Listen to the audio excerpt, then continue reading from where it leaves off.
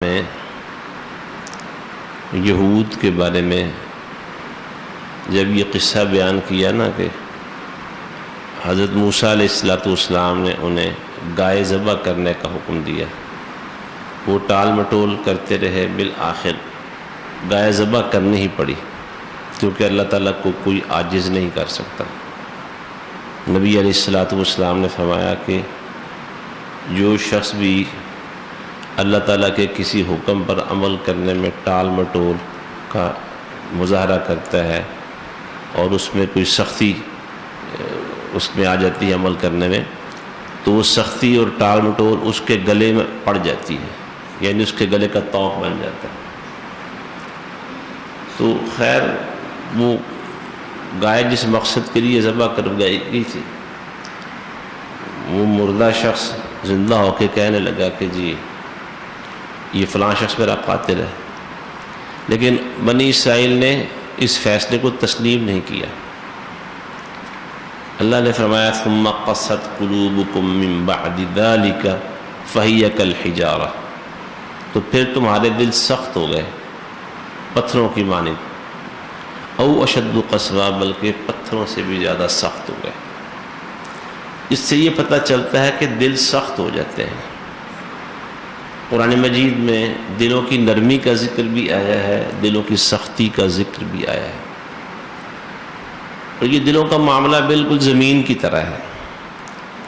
زمین نرم ہو تو وہ پسند کی جاتی ہے، خاص طور پر کاشتکاری کے حوالے سے۔ زمین نرم ہو، اسی میں بیج بویا جا سکتا ہے، کاشتکاری کی جا سکتی ہے، ہل چلایا جا سکتا ہے، اور اگر سخت زمین ہوگی ہل نہیں چلایا جا سکے گا، بیج نہیں بویا جا سکے گا، وہاں کاشتکاری کا کام نہیں ہو سکتا۔ تو جس طرح نرم زمین اچھی ہے، اسی طرح دل بھی نرم ہی اچھے ہیں۔ جس طرح سخت زمین پسندیدہ نہیں ہوتی عام طور پر عام حالات میں، اس طرح سخت دل بھی اللہ کے ہاں پسندیدہ نہیں۔ تو دل سخت ہو جاتے ہیں۔ دلوں کی سختی کی علامت کیا ہے؟ پہلی علامت تو یہی ہے کہ اللہ تعالیٰ کے حکموں کا، اللہ تعالیٰ کے کلام کا انسان پر اثر نہ ہو۔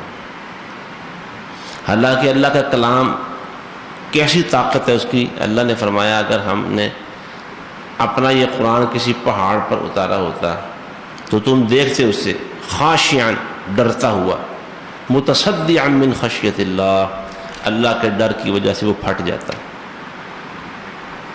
تو کلام الہی کا انسان پر اثر نہ ہو۔ اللہ نے قرآن مجید کی خصوصیات کا ذکر کیا ہے کہ تقشعر منہ جلود الذین یخشون ربہم، قرآن سے تو رونگٹے کھڑے ہو جاتے ہیں۔ وَإِذَا تُلِيَتْ عَلَيْهِمْ آیَاتُهُ زَادَتْهُمْ ایمانا، قرآن کی تلاوت کرنے سننے سے ایمان بڑھتا ہے۔ انسان پر اللہ تعالیٰ کے حکموں کا اور اللہ کے کلام کا اثر ہونا بند ہو جائے، سنی انسنی کر لے، اللہ تعالیٰ کے حکم کی پرواہ نہ کرے۔ یہ جو ہمارے ہاں عام طور پر ایک رویہ پایا جاتا ہے نا، کوئی وعظ سن کر، کوئی حکم اللہ کا سن کر، قرآن کی بات سن کر ہماری اکثریت کہہ دیتی ہے اچھا جی چلو پھر ساڈے واسطے دعا کرنا۔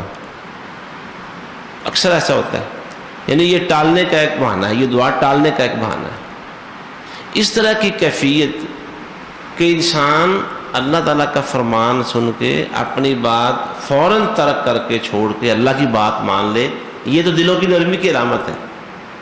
اور اگر وہ سوچ بچار میں پڑ جائے، بہانے ڈھونڈتا پھرے، نکلنے کا راستہ تلاش کرے، یہ علامت ہے کہ انسان کا دل سخت ہو گیا۔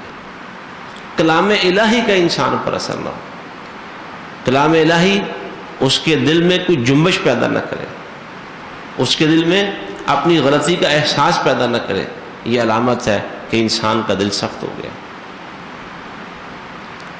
نہ قرآن مجید کے بارے میں اللہ نے فرمایا ہے، اہل کتاب جو پہلی کتاب والے تھے، جب وہ مسلمان ہوئے اور اللہ تعالیٰ کا قرآن انہوں نے سنا یا سنا کرتے تھے تو ان کے آنسوؤں کی جھڑیاں لگ جاتی تھیں۔ وَإِذَا سَمِعُوا مَا أُنزِلَ إِلَى الرَّسُولِ تَرَىٰ أَعْيُنَهُمْ تَفِيضُ مِنَ الدَّمْعِ مِمَّا عَرَفُوا مِنَ الْحَقِّ، اہل کتاب جب قرآن سنتے ہیں اور انہیں حق کی پہچان ہوتی ہے کہ ہاں یہ تو وہی بات ہے جو اللہ نے پہلے ہماری کتابوں میں بیان کی ہے، حق پہچان کر ان کی آنکھوں سے آنسوؤں کی جھڑیاں لگ جاتی ہیں۔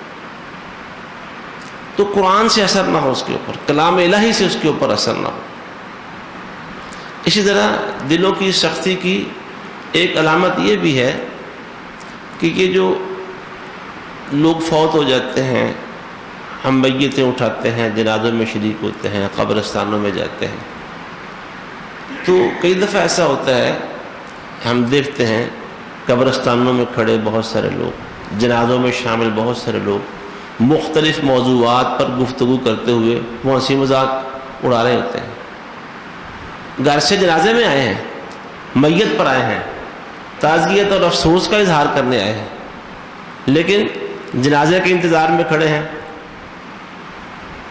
قبرستان پہنچ گئے ہیں، میت کی تدفین ہو رہی ہے، قبر کے سرانے کھڑے ہیں، تو کاروبار، بھاؤ تاؤ، ٹیلی فون پہ چیکوں کا، پیسوں کا لین دین سب کچھ چل رہا ہوتا ہے۔ علماء نے لکھا ہے کہ یہ بھی دل کی سختی کی علامت ہے۔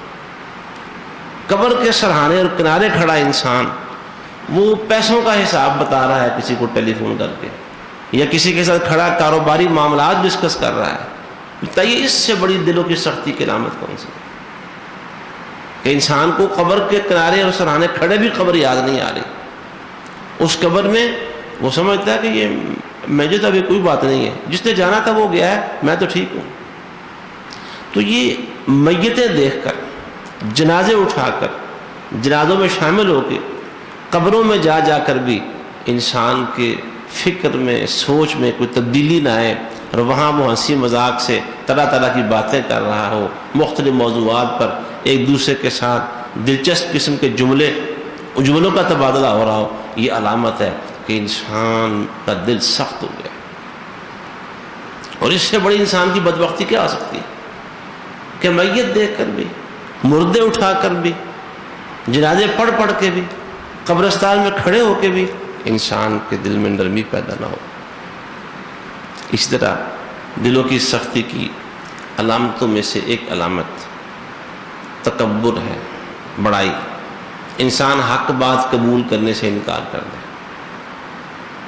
جو حق ہے، ایک انسان ہے اس میں غلطی ہے، اور کوئی دوسرا شخص اسے آگاہ کر دے کہ آپ کسی اچھے طریقے سے کہ یہ غلطی ہے، کسی بھی حوالے سے آپ اس معاملے کو ٹھیک کر لیں، اپنی غلطی واضح ہونے اور حق سامنے آنے کے باوجود انسان حق قبول کرنے سے انکار کر لے، اپنی غلطی کی اصلاح کرنے سے انکار کر لے۔ وَإِذَا قِيلَ لَهُ اتَّقِ اللَّهَ أَخَذَتْهُ الْعِزَّةُ بِالْإِثْمِ، اس کی غلطی پر جب اسے کہا جاتا ہے بھی اللہ سے ڈر جاؤ، تقوی اختیار کرو، تو یہ جملہ گویا اس کے تن بدن میں آگ لگا دیتا ہے کہ مجھے کوئی کہہ رہا ہے کہ اللہ سے ڈر جاؤ، یہ ہو کون مجھے یہ کہنے والا؟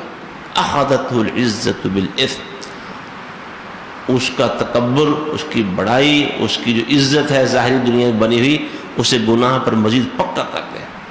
یعنی اپنی اصلاح کرنے کی بجائے مزید خم ٹھونک کر کہے کہ ہاں میں تو ایسا ہی ہوں، میں تو یہی کروں گا، میں نے یہی کرنا تھا، یہی ٹھیک ہے۔